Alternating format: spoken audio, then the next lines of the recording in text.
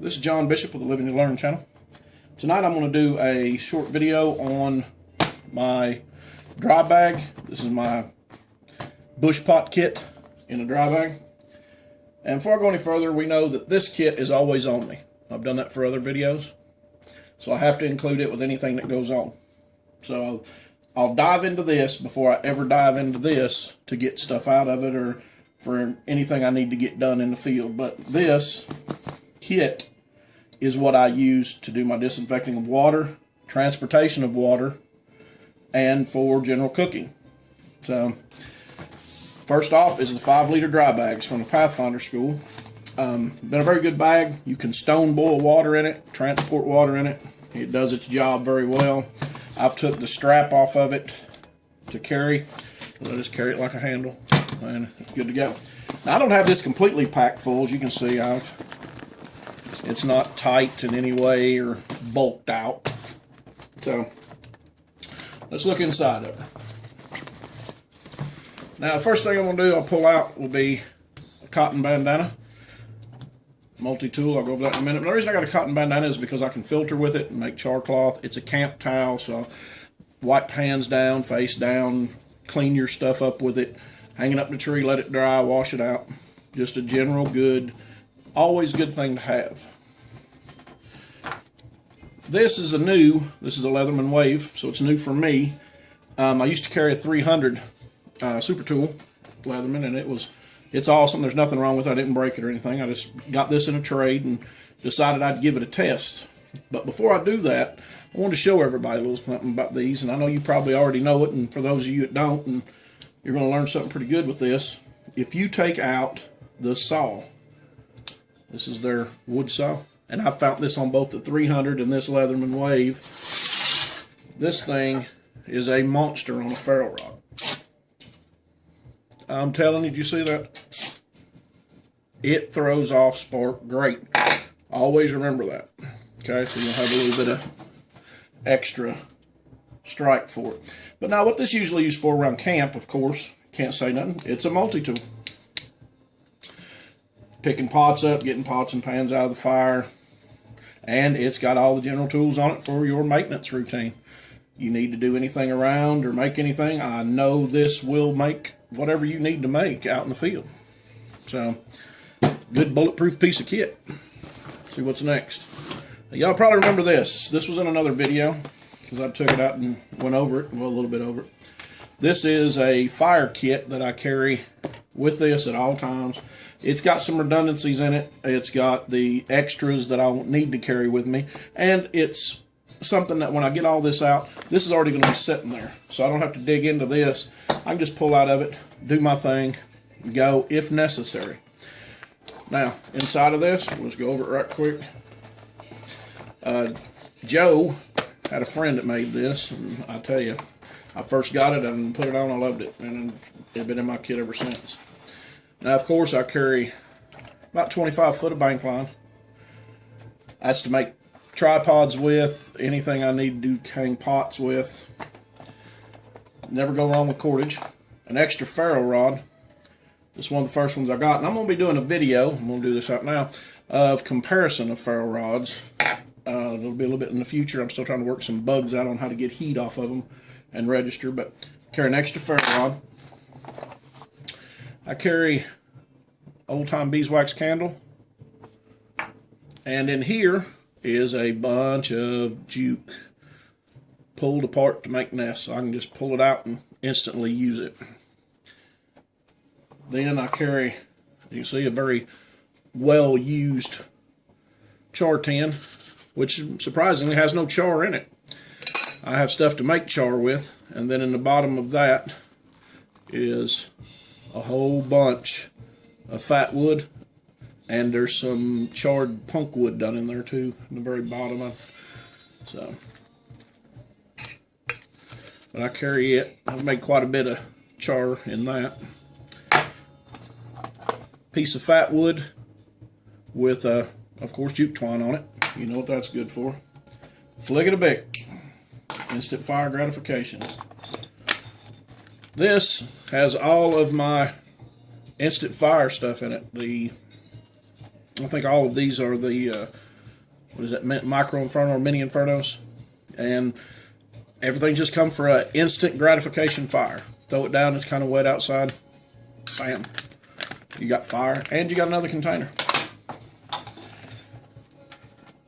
Another piece of fat wood. And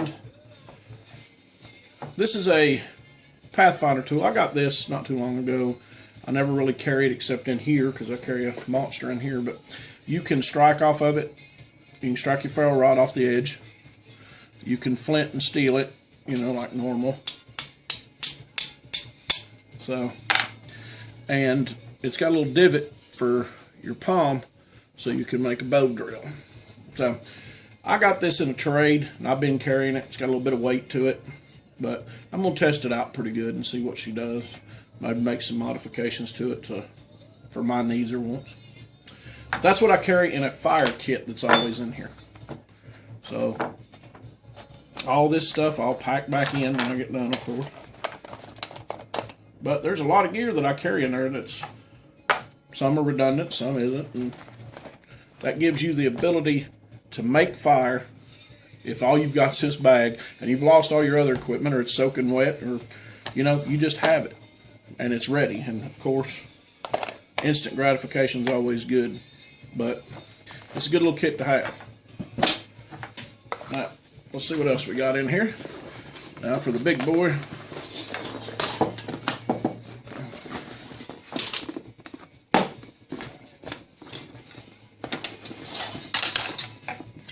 Inside of this, I carry, was that nests, and then I carry down stuck in the side of it, and that's all, as you can see, that's all of it. Side of it, I carry 2 eating utensils. These were gave to me by a friend, Joe. He used to have a fork. I broke the fork. My fault, boneheaded, but these are super light. They're plastic or a repurposed plastic. So, of course, you got a knife. Now, what I like about this, I know a lot of people, which myself, I do, it's inside of here, carry one of them titanium sporks. They work great. I have no issue with them. But if you're going to eat MREs in the field, you better, if you don't have a long spoon, you're going to be getting, not liking life too much, you're getting a lot of mess on your hands. So, but I carry these because, you know, they're utensils. You need them. You know, I got something I can cut through, and I've got a sharp knife on there, and this is just a general knife for when you're doing any kind of cooking. Then we'll go to the bush pot. Now you can see I've used this bush pot quite a bit. This is from the Pathfinder store. I still got a piece hooked on it from the last time I used it. But I've boiled water in this. You can see it comes up. I put it directly in the fire. Cleaned it with sand. But I boiled water in it. I have made char in it at one time, and it works. As you can see, they go together. You can make your fire in it and boil everything. So it does its job pretty well. But on the top of it, I keep this down. I've made a couple of modifications to it, by the way. I use this jute twine to keep it tied down, or everything tied together. So, first thing you see is this is the pot lid. Now this is what actually come with it. This did not. I added this, and it come like that. So, pretty easy, pretty straightforward, just a typical bush pot. But inside of that, I put, that fits in there. This is a stainless steel bowl. And of course this is a stainless steel bush pot lid. But the bowl just is what does what it does. I eat out of it and, you know, make whatever food I want to make in it. And we can put it over the top and then lock it up. And that's what these are for. That's what I'm going to show here. See that? I've cut little divots in it, and then that holds the pot, the lid, on, so I can trap heat in it. So if I wanted to, and what you do with that is, you can put your bread on there while the rest of your food's cooking. Put it into the fire, and that'll cover it up. Then you can cover it up and make almost like a Dutch oven out of it. So that way you get heat from both ends. so your food can still simmer in here. You can do what you need to do, brush it all off. Have your bread, of course, it would be pull your bread off, get your food out. It's just a good little something that I come up with. Had a need and a purpose, solved the problem, and away it goes. I don't carry a frying pan. I've been thinking seriously about getting a folding frying pan and put in here. I do have a very heavy, small, about the size of this bush pot lid, cast iron skillet. Just got it about 2-3 weeks ago. I've not cooked with it. I've not done anything with it. It's kind of been sitting, waiting for a time when I can get out into the bush and really beat it up and see how it reacts and how it does. I got a problem with the handles on those things. But anyways, long story short, that's how these go together for me. Now, of course, you can do whatever you want to do here with it, because it fits in, so you can make bread even that way if you wanted to. But it gives you some options. Inside of that, carry fixing wax, and of course, some more bank line. And then the actual bowl itself. So,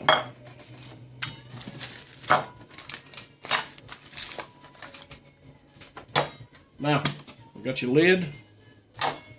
What it does inside of here, of course, I carry, like I told you, light my fire, spoon and fork, titanium.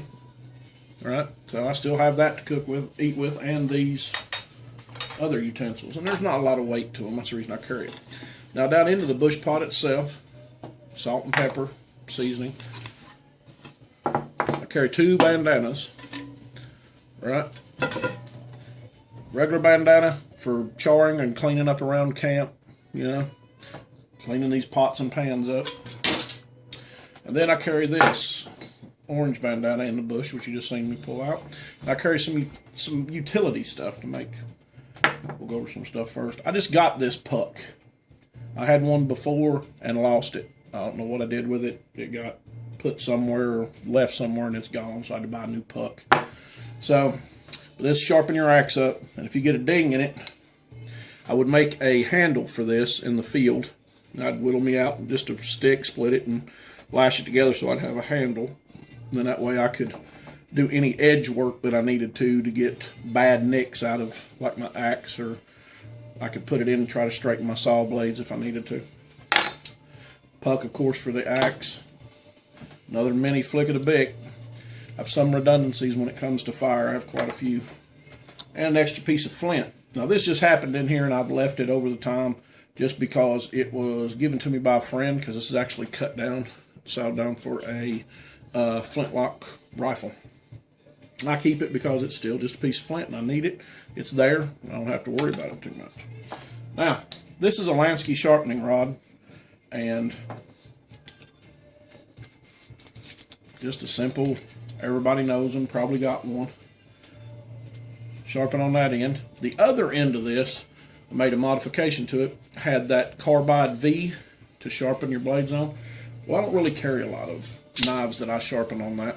So I decided to take that weight off of it, and I bought a stainless steel Allen to fit in there, so that way it's the same size. And what that'll do is give me the ability, which I won't snap this off, but that gives me the ability to use this for something that knapping, so I can set and break and make either a sharp edge for a homemade knife or for getting your sharp edge back for your flint and steel. But it's something that I wanted to dual purpose it. I didn't want a dead end on it, and that works pretty well. It's solid, and it would work because it's got a good handle on it and a good head. And it goes in probably about that deep, so I don't have to worry about that too much. Now, the other thing that I want to show you here, before I go any further, is this orange cloth. Now, the reason I carry this, and I got this in one of the classes at the Pathfinder School, was this makes really good signal material. Everybody knows that. But also, if you get lost out in the woods, and you got your camp set up and got yourself where you're halfway comfortable and you got to scout around some to find some stuff, you can use this to make your way back to camp.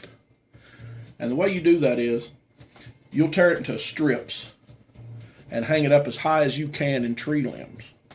So you do one from wherever you're going to take off from at a point. So let's say you're at camp here, you're going to go here. You'll take a strip and you'll tie it onto the tree where you can see it high. And you're going to count your paces as you walk off to another destination. Another big tree patch, odd looking tree, something. And the whole time that you're walking and counting your paces, and that's something that's critical to this, you got to know your pace counts. I'm just giving this as general advice of why I carry this.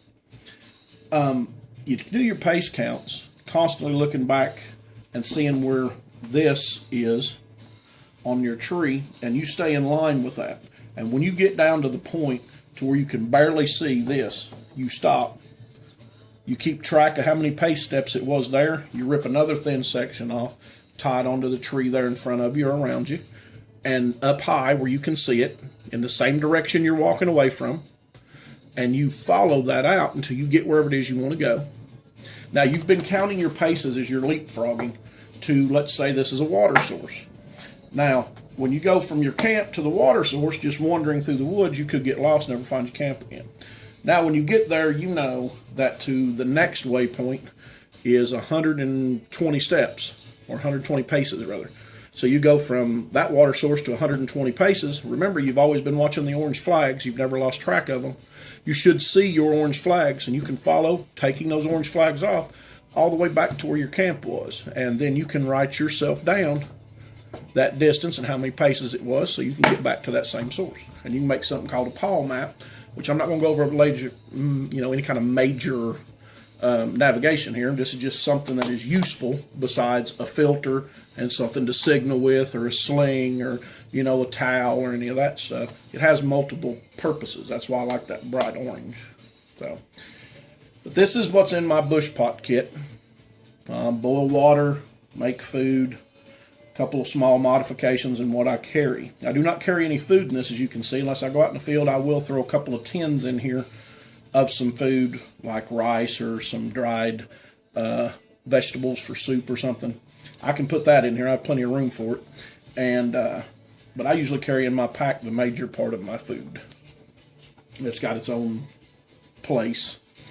So, but if anybody has any questions, I wanted to share this with you, give you an idea of what I carry. This might help you out, and hope it does, actually. So, if anybody's got any questions, please leave comments. You can PM me, our Facebook page. You can get on there and get into a conversation at Living to Learn Facebook page.